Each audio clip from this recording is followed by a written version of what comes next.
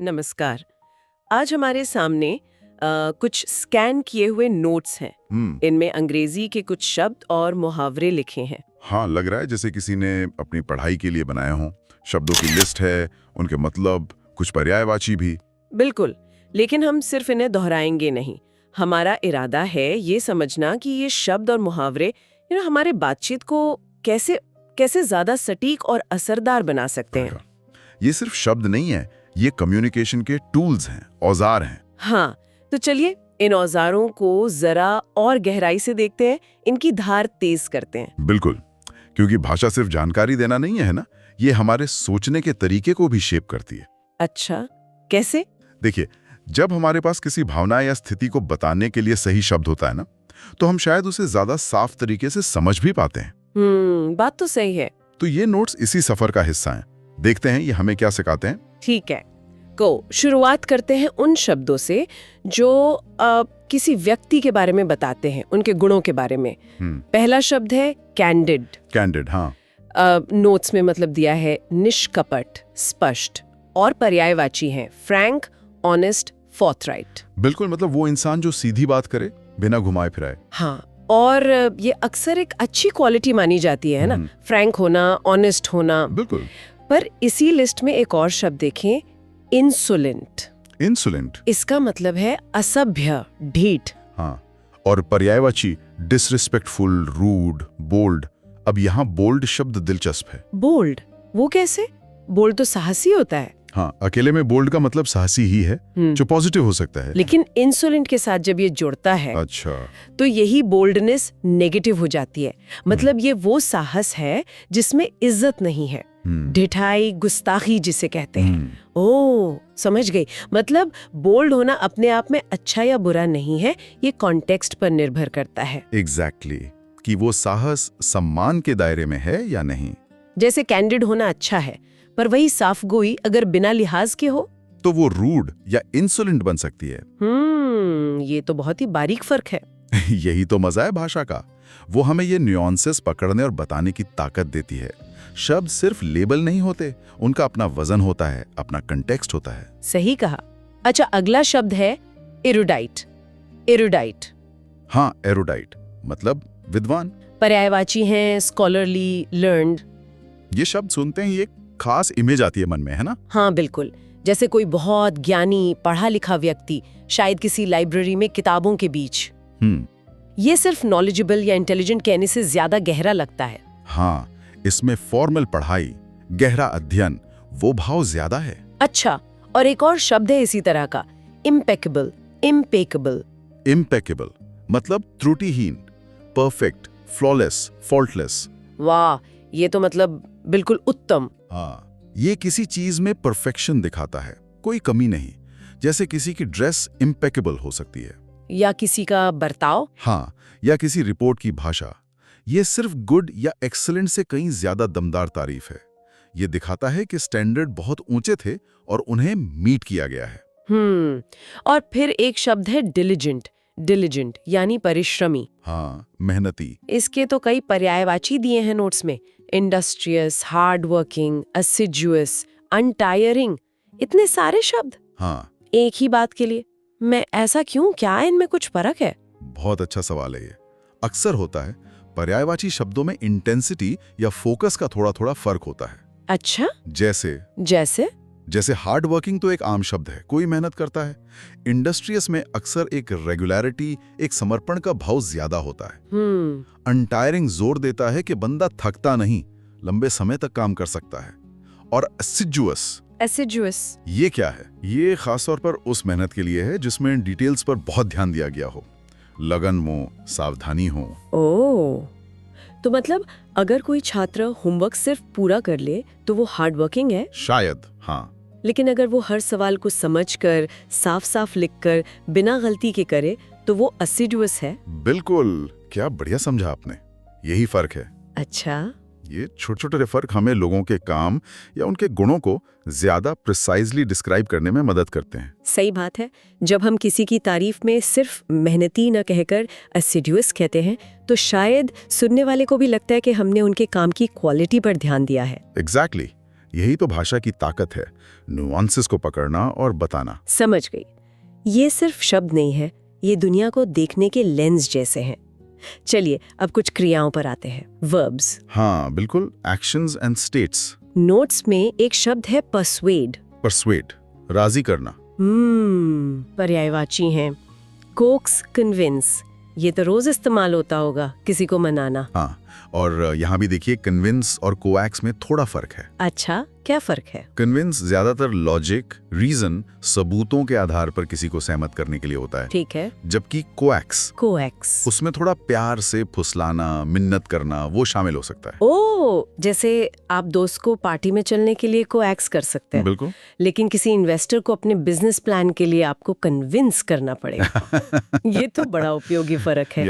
अच्छा, और इसका उल्टा शब्द है अबैंडन, छोड़ देना। पर्यायवाची है forsake, desert। ये शब्द सुनने में भारी लगता है। बिल्कुल, सिर्फ लीव कहने से ज्यादा वजन है इसमें। हाँ। अबैंडन में अक्सर किसी जिम्मेदारी को या किसी इंसान को या किसी सिद्धांत को पूरी तरह छोड़ देने का भाव होता है, खासकर तब जब आपकी जरूरत हो। जैसे जहाज डूब रहा हो तो कैप्टन का उसे अबैंडन करना। एक मॉरल डायमेंशन भी जुड़ा होता है। forsake और desert भी ऐसे ही हैं। हाँ। वो भी मजबूत शब्द हैं। उनमें भी अक्सर बिट्रेयल या कर्तव्य से मुंह मोड़ने का इशारा होता है। ये शब्द वाकई हमें रिश्तों और फैसलों की कम्प्लेक्सिटी समझाते हैं। अच्छा, एक और शब्द है मिटिगेट। हाँ, मिटिगेट, कम करना। पर्यायवाची लेसन, रिड्यूस। ये कहाँ इस्तेमाल होता है ज्यादातर? फॉर्मल लगता है सुनने में। हाँ, फॉर्मल कॉन्टेक्स्ट में ज्यादा आता है। मिटिगेट का इस्तेमाल होता है किसी बुरी चीज के असर या उसकी गंभीरता को कम करने के लिए। जैसे रिस्क कम करना, मिटिगेट रिस्क, या पोल्यूशन कम करना, मिटिगेट पोल्यूशन, या किसी डिजास्टर के इम्पैक्ट को कम करना, मिटिगेट द इम्पैक्ट। मतलब ये प्रॉब्लम को खत्म नहीं करता, बस उसके बुरे असर को घटाता है। एग्जैक्टली, बिल्कुल सही पकड़ा। तो ये रेक्टिफाई से अलग हुआ। नोट्स में रेक्टिफाई भी है, सुधारना। पर्यायवाची करेक्ट, अमेंड। हाँ, बिल्कुल अलग है। रेक्टिफाई का मतलब है किसी गलती को, कमी को या नाइंसाफी को ठीक करना, उसे सही करना। जैसे बिल में गलती हो तो उसे रेक्टिफाई करना। हाँ, या कोई मिसअंडरस्टैंडिंग हो गई, उसे रेक्टिफाई करना। तो मिटिगेट असर कम करता है, रेक्टिफाई गलती सुधारता है। दोनों प्रॉब्लम सॉल्विंग से जुड़े हैं पर फोकस अलग है। बिल्कुल। भाषा हमें प्रॉब्लम को कितने अलग एंगल से देखने में मदद करती है, ये उसका उदाहरण है। सही बात है। अच्छा, एक और शब्द है ऑब्स्टिनेट, जिद्दी। हाँ, ऑब्स्टिनेट, पर्यायवाची स्टबर्न। ये तो हम सब जानते हैं, कोई जो अपनी बात पर अड़ जाए। पर क्या ये हमेशा नेगेटिव होता है? यही तो मजेदार बात है। ज्यादातर ऑब्स्टिनेट और स्टबर्न को नेगेटिव ही मानते हैं, मतलब बेवजह अड़े रहना, तर्क न सुनना। लेकिन सोचिए कि अपने उसूलों पर टिके रहना जिद नहीं है? क्या डिटरमिन्ड होना जिद नहीं है? हाँ, है तो यहाँ कॉन्टेक्स्ट राजा है। अगर कोई नए फैक्ट्स या लॉजिक सुनने से ही मना कर दे तो वो ऑब्स्टिनेट है। ठीक है। लेकिन अगर कोई मुश्किलों के बावजूद अपने सही लक्ष्य पर डटा रहे तो हम उसे डिटरमिन्ड, रेजोल्यूट, स्टेडफास्ट कह सकते हैं। और वो पॉजिटिव गुण है। बिल्कुल। तो एक ही बिहेवियर के लिए हमारे पास पॉजिटिव और नेगेटिव दोनों तरह के शब्द हैं। ये इस पर निर्भर करता है कि हम उसे देखते कैसे हैं या उसका नतीजा क्या होता है। हाँ, भाषा हमें ये इवैल्यूएशन करने की फैसिलिटी देती है। शब्द सिर्फ बताते नहीं, हमारा नजरिया भी दिखाते हैं। कमाल है। ठीक है, शब्दों से आगे बढ़ते हैं। अब आते हैं मुहावरों पर। इडियम्स नोट्स की दूसरी इमेज में थे। हाँ, मुहावरे, ये तो भाषा का नमक मिर्च है। बिल्कुल। पहला है बाय फेयर मीन्स और फाउल। नोट्स में अर्थ है किसी भी तरह से, चाहे तरीका ईमानदार हो या बेईमान। हाँ, मतलब गोल अचीव करना है, रास्ता कैसा भी हो। ये एक मजबूत इरादा दिखाता है, पर इसमें एथिक्स को साइड में रखने का भाव भी है। इसी से मिलता जुलता एक और है, बाय हुक और बाय क्रुक। हाँ, बिल्कुल वैसे ही। कैसे भी करके, अच्छे या बुरे, किसी भी तरह से, दोनों ही मंजिल पर फोकस करते हैं, रास्ते की परवाह किए बिना। ये कभी कभी डेस्परेशन या हद से ज्यादा एम्बिशन दिखा सकते हैं। सही। अगला क्या है? अगला है लीप्स एंड बाउंड्स, दिन दुगनी रात चौगुनी, मतलब बहुत तेजी से। हाँ, ये बहुत पॉजिटिव है, तरक्की दिखाता है और एक इमेज बनाता है दिमाग में, जैसे कोई लंबी लंबी छलांग लगा रहा हो। बिल्कुल। मुहावरों की यही तो खूबी है, वो ऐसी तस्वीरें बनाते हैं जो याद रह जाती हैं। जैसे अगला वाला देखिए, by the skin of his teeth. By the skin of his teeth, दांतों की त्वचा। ये क्या मतलब हुआ? दांतों पर तो त्वचा नहीं होती। हाँ, यही तो पॉइंट है। तो फिर ये दिखाता है कि कोई कामयाब तो हुआ या बच तो गया, लेकिन बस जरा से मार्जिन से, बाल बाल बचना जैसा कहते हैं। अच्छा, वो मार्जिन इतना ही कम था जितनी दांत पर त्वचा, यानी ना के बराबर। तो ये दिखाता है कि सफलता कितनी मुश्किल से मिली या खतरा कितना करीब था। वाह, बाल बाल बचना, बिल्कुल सही। मुहावरे तो कमाल के हैं। अगला है कॉल इट अ डे। हाँ, ये बहुत कॉमन है। नोट्स में कई मतलब है। काम रोक देना, संन्यास लेना, कुछ करना बंद करने का फैसला करना, काम छोड़कर घर जाना। बेसिकली इसका मतलब है कि आज चले काम बस करते हैं, अब खत्म। जरूरी नहीं कि काम पूरा हुआ हो। नहीं, जरूरी नहीं, बस उस दिन के लिए काफी हो गया, आराम का या कुछ और करने का वक्त है। वर्क लाइफ बैलेंस वाला मुहावरा है ये एक तरह से। हाँ, सही है।